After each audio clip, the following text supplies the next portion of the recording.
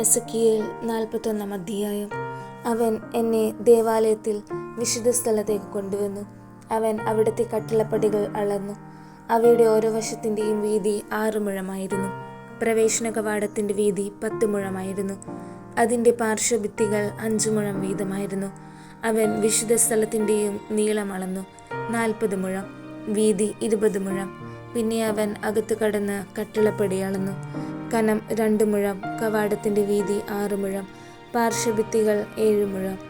വിശുദ്ധ സ്ഥലത്തിനപ്പുറത്തുള്ള സ്ഥലം അവൻ അളന്നു. അതിന് 20 മുഴം നീളവും 20 മുഴം വീതിയും ഉണ്ടായിരുന്നു. അവൻ എന്നോട് പറഞ്ഞു, ഇതാണ് ശ്രീകോവിൽ. പിന്നെ അവൻ ദേവാലയത്തിൻ്റെ ഭിത്തിയുടെ കനം അളന്നു, 6 മുഴം. ചുറ്റുമുള്ള പാർശ്വഭിത്തികളുടെ വീതി 4 മുഴം. പാർശ്വമുറികൾ 3 നിലകളിലായി 30 വീതം. പാർശ്വമുറികളെ താങ്ങി നിർത്തുന്നതിന് ദേവാലയത്തിനു ചുറ്റും തുലാങ്ങൾ ഉണ്ടായിരുന്നു. ദേവാലയ ഭിത്തിയായിരുന്നില്ല അവയെ താങ്ങി നിർത്തിയിരുന്നത്. ദേവാലയത്തിനു ചുറ്റുമുള്ള തുലാങ്ങളുടെ വലിപ്പമനുസരിച്ച് മുകളിലേക്ക് ചെല്ലുന്തോറും പാർശ്വമുറികൾക്ക് വിസ്താരമേറി വന്നു. താഴത്തെ നിലയിൽ നിന്ന് മധ്യനിലയിലേക്ക് പോകാൻ ദേവാലയത്തിൻ്റെ അരികിൽ ഒരു ഗോവണി ഉണ്ടായിരുന്നു. ദേവാലയത്തിനു ചുറ്റും ഉയർന്ന ഒരു തറ ഞാൻ കണ്ടു. പാർശ്വമുറികളുടെ അടിത്തറയുടെ അളവ് 6 മുഴമുള്ള ഒരു പൂർണ്ണത ഉണ്ടായിരുന്നു. പാർശ്വമുറികളുടെ പുറംഭിത്തിയുടെ കനം 5 മുഴമായിരുന്നു. തറയുടെ ബാക്കി ഭാഗം 5 മുഴം. ദേവാലയത്തിൻ്റെ ചുറ്റുമുള്ള തറയ്ക്കും അങ്കണത്തിലെ മുറികൾക്കുമിടയിൽ ചുറ്റും 20 മുഴം വീതിയിൽ സ്ഥലമുണ്ടായിരുന്നു. പാർശ്വമുറികൾ ഒഴിച്ചിട്ടിരുന്ന തറയിലേക്കാണ് തുറന്നിരുന്നത്. ഒന്ന് വടക്കോട്ടും മറ്റേത് തെക്കോട്ടും. തറയുടെ വീതി ചുറ്റും 5 മുഴമായിരുന്നു. പടിഞ്ഞാറ് ദേവാലയത്തിൻ്റെ അങ്കണത്തിന് അഭിമുഖമായി നിൽക്കുന്ന കെട്ടിടത്തിൻ്റെ വീതി 70 മുഴമായിരുന്നു.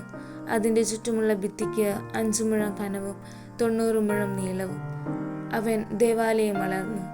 അതിന് 100 മുഴം നീളം. അങ്കണവും ഭിത്തികൾ ഉൾപ്പെടെ കെട്ടിടവും കൂടെ 100 മുഴം നീളം. ആലയത്തിൻ്റെ കിഴക്കേ മുഖവും മുറ്റവും കൂടി 100 മുഴം വീതി. അവൻ പടിഞ്ഞാറ് വശത്തെ മുറ്റത്തിന് അഭിമുഖമായി നിൽക്കുന്ന കെട്ടിടം ഇരുവശത്തുമുള്ള ഭിത്തികൾ ഉൾപ്പെടെ അളന്നു, 100 മുഴം നീളം.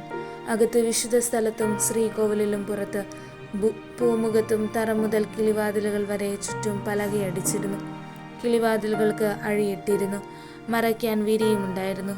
വാതിലിന് മുകളിലേക്ക് ശ്രീകോവിലിൻ്റെ അകത്തും വിശുദ്ധ സ്ഥലത്തും ഭിത്തിയിൽ ചിത്രപ്പണികളുണ്ടായിരുന്നു. കെരൂബുകളും ഈന്തപ്പനകളും. 2 കെരൂബുകളുടെ മധ്യേ ഒരു ഈന്തപ്പന എന്ന ക്രമത്തിൽ ചിത്രീകരിക്കപ്പെട്ടിരുന്നു. ഓരോ കെരൂബിനും 2 മുഖം വീതമുണ്ടായിരുന്നു. ഒരു വശത്തെ ഈന്തപ്പനയുടെ നേരെ മനുഷ്യമുഖവും മറുവശത്തെ ഈന്തപ്പനയുടെ നേരെ സിംഹക്കുട്ടിയുടെ മുഖവും തിരിഞ്ഞിരുന്നു.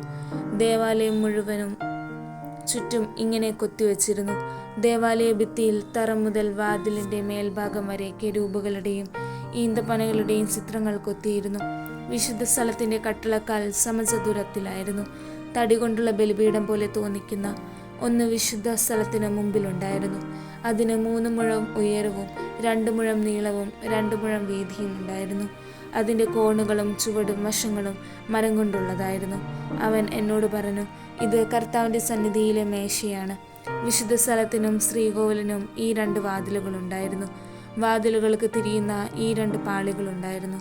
ഭിത്തികളിൽ എന്ന പോലെ കെരൂബുകളുടെയും ഈന്തപ്പനകളുടെയും ചിത്രം വിശുദ്ധ സ്ഥലത്തിൻ്റെ വാതിലുകളിലും കൊത്തിയിരുന്നു. പൂമുഖത്തിന് മുൻവശത്തായി മരം കൊണ്ടുള്ള ഒരു വിധാനമുണ്ടായിരുന്നു. പൂമുഖത്തിൻ്റെ ഇരുവശങ്ങളിലും അഴിയടിച്ച കിളിവാതിലുകളും ഈന്തപ്പന ചിത്രങ്ങളും ഉണ്ടായിരുന്നു.